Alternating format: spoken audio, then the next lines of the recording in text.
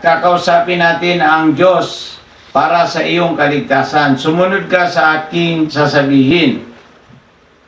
Panginoong Diyos na makapangyarihan sa lahat, ako po ay isang taong makasalanan. Ako po ay nagsisisi at handang tumalikod sa aking kasalanan.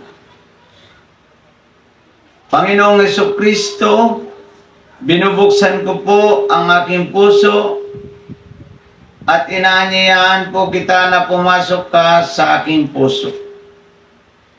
Ikaw na po ang maghari sa aking buhay mula ngayon at magpakailanman.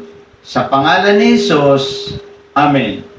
Kung tinanggap mo si Kristo, pinapasok mo sa iyong puso nil, ikaw ay anak ka na ng Diyos. Ikaw ay nakasulat na ang iyong pangalan sa aklat ng buhay.